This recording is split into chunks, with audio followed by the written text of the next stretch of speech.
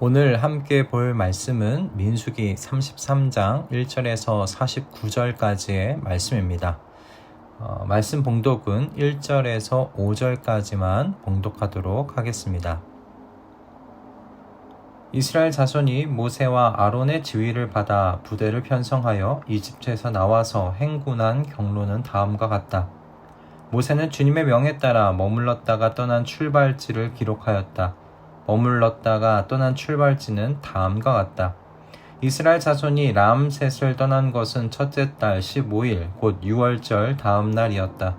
그들은 모든 이집트 사람이 훤히 보는 앞에서 팔을 휘저으며 당당하게 행군하여 나왔다. 그때 이집트 사람은 주님께서 쳐 죽이신 자기들의 맏아들들의 장례를 치르고 있었다.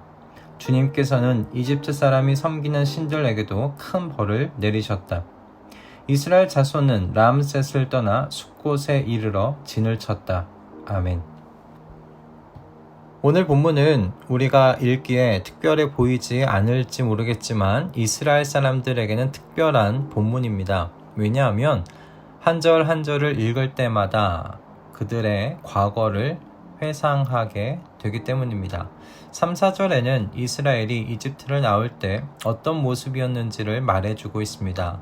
팔을 휘저으며 당당하게 행군하는 모습은 마치 전쟁에서 승리한 사람들의 모습입니다. 그들의 뒤로는 맏아들의 죽음으로 인해 통곡하며 울고 있는 이집트 사람들이 있지요. 이집트 사람들, 그 이집트인들이 하나님과의 싸움에서 진 것입니다. 3, 4절에 기록된 이 광경만 보면 이스라엘의 기세는 당장이라도 약속의 땅 가나안을 얻을 것만 같습니다. 그들의 앞을 가로막을 것은 아무것도 없어 보입니다. 그도 그럴 것이 당시 최강대국 애굽을 하나님께서 10번의 재앙으로 무릎 꿇리셨기 때문입니다. 이런 영광의 시작 뒤로 이어지는 내용들은 지루하고 단순한 광야 일상의 반복입니다. 5절부터 49절까지의 이 긴 말씀에서 반복적으로 나오는 단어가 있으니 떠나고 진을 쳤다, 이 두 단어입니다. 저는 이것이 40년 이스라엘의 광야 생활을 요약해주는 단어라고 생각합니다. 떠나고 진을 치는 삶, 이것이 이스라엘의 반복되는 광야 생활의 패턴이었습니다. 그 반복되는 삶의 패턴 위에 하나님과 이스라엘의 특별한 이야기가 쌓여 있었던 것이죠. 마라의 사건, 신의 광야에서의 시간들, 그리고 기브롯 핫다 아와에서 겪었던 먹을 것에 대한 그들의 불평, 그리고 호르산에서의 아론의 죽음 등 당시 이스라엘 사람들은 이 장소 하나하나에 하나님과 연관되어 있는 이야기들을 가지고 있었을 겁니다. 그리고 이후의 사람들이 읽더라도 한 장소에서 떠나 또 다른 장소에 진을 치는 가운데 움직이셨던 하나님의 구름 기둥을 상상하지 않았을까 생각됩니다. 떠나고 진을 쳤다. 이 단순한 이스라엘의 광야 여정은 하나님의 구름 기둥이 움직이신 여정이라고 해도 과언이 아니죠. 하나님께서 이스라엘과 함께 남기신 발자국이라고 저는 생각합니다. 저는 그렇게 표현하고 싶습니다. 이스라엘은 하나님의 구름 기둥이 움직이면 어떤 자리이든 떠나고 하나님의 구름 기둥이 멈추면 그곳이 어떤 자리이든 진을 쳤습니다. 그것이 이스라엘의 광야 생활의 삶이었습니다. 누군가에게는 지루하고 단순해 보이는 이 일상의 반복이 약속의 땅을 향해 걷는 모든 하나님의 백성들의 일상이 아닐까요? 지루하고 단순해 보이는 이 일상이 사실은 하나님과 동행했던 시간들이었으니 말입니다. 오늘 본문은 가나안 입성을 앞두고 있는 이스라엘이 이집트에서 모압 광야까지의 여정을 이처럼 복귀하고 있는 이야기입니다. 이집트에서 모압까지 40년 광야 여정을 정리하며 과거의 실수를 기억하고 오래 참으시고 늘 인자와 자비를 베푸시는 그 은혜의 하나님을 이 복귀의 시간을 통해, 복귀의 이야기를 통해 묵상하게 되었을 겁니다. 그렇게 가나안 땅 앞으로 약속의 땅으로 나아가기 위해 지금 이스라엘은 과거를 정돈하는 시간을 갖고 있는 것이죠. 이스라엘 백성들이 이렇게 과거 40년 여정을 복귀하는 시간을 갖는 건 저는 특별한 의미가 있다고 생각합니다. 앞에서 말씀드렸듯이 우리에게는 생소한 장소들이지만 광야 2세대의 이스라엘 백성들에게는 이 모든 장소들이 추억의 장소요. 또 어떤 장소는 아픔의 장소이고 부끄러움의 장소였을 겁니다. 그래서 그 장소의 기억들은 그들의 내면을 정리하는 데 유용하게 사용되었을 것이에요. 다시는 반복하지 말아야 할 것이 무엇인지, 어떻게 하면 하나님께서 기뻐하시는지, 이스라엘을 향한 하나님의 뜻은 무엇인지 등등 그들은 자신들과 하나님과의 관계를 이 시간을 통해 정리하며 묵상하는 기회를 가질 수 있었을 것입니다.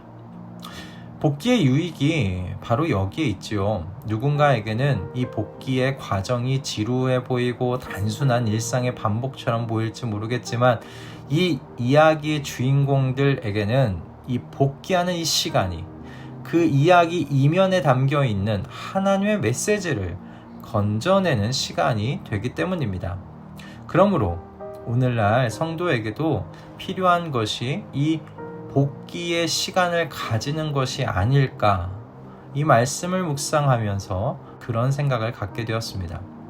이것을 다른 말로 바꾸어 보면 내면 생활을 정돈하는 시간을 갖기라고 표현할 수 있겠죠. 여러분의 하루, 일주일, 한 달은 어떠십니까? 오늘 본문과 같이 하나님과 동행했던 그 일정을 복귀하는 시간 가지고 계십니까? 다시 말씀드리면 내면 생활을 정돈하는 시간을 가지고 계신가 하는 겁니다. 하루 중에, 일주일 중에, 한 달 중에 그 내면 생활을 정돈하는 시간 가지고 계십니까? 오늘날 세상이 주는 잘못된 메시지 중에 하나는 바쁘게 살면 그만큼 중요한 인물이 되었다라는 메시지입니다. 고든 맥도날드 목사님의 내면 세계의 질서와 영적 성장이라는 책에는 오늘의 세상에 대한 통찰이 담긴 말이 쓰여 있는데요. 제가 읽어드리겠습니다. 친구와 가족을 위한 시간이 없는 삶, 황혼을 음미할 시간이 없는, 혹은 해가 이미 진 것조차 알지 못하는 그런 삶, 한 번 심호흡을 할 시간조차 없이 정신없이 일에 쫓기는 삶, 이런 모습이 성공한 인생의 모델이 되어버렸다. 세계 선교 지도자 프레드 미첼은 책상 앞에 이런 표어를 늘 붙여놓았다고 하는데요. 너무 바빠서 삶이 황무지로 변하지 않도록 주의하라. 바쁨이 미덕이라고 말하는 세상입니다. 또는 우리의 시간을 살그머니 빼앗아가는 다양한 매체들로 가득한 세상입니다. 이 세상의 물결에 휩쓸려 살다 보면 나의 내면을 정돈할 시간 갖지 못한 채 살아가기 쉽습니다.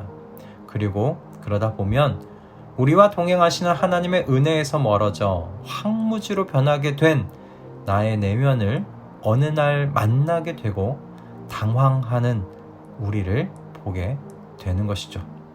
그러니 오늘 본문을 통해 살핀 메시지를 여러분 기억하십시오. 여러분의 하루를, 여러분의 일주일을, 여러분의 한 달을, 그리고 여러분의 1년을 복귀하는 시간을 가지세요.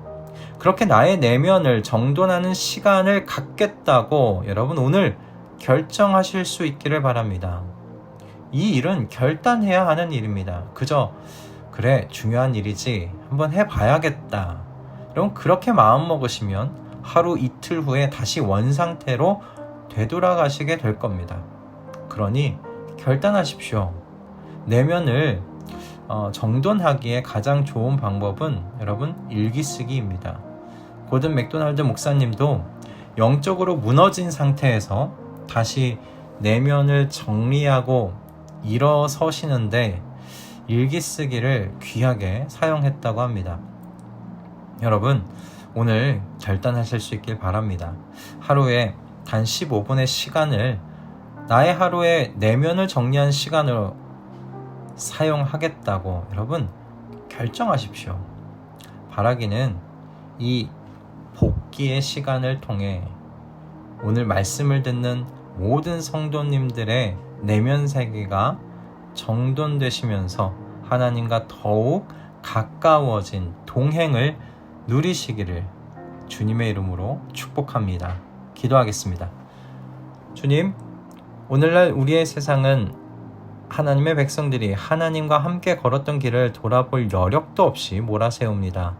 그래서 미래의 염려와 걱정에 사로잡혀 점점 질식되어 하나님의 사람으로 살아있는지 죽어있는지 알 수 없는 상태로 인도합니다. 주님, 이 사슬을 끊어버리게 하여 주시옵소서. 주님과 함께 동행한 하루를 복귀하는 우리의 내면을 살피는, 정리하는 시간 갖게 하여 주시옵소서.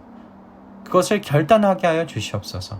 그래서 우리 모든 성도의 내면이 질서를 찾고 더욱 단단해질 수 있도록 축복하여 주시옵소서. 예수 그리스도의 이름으로 기도드립니다. 아멘.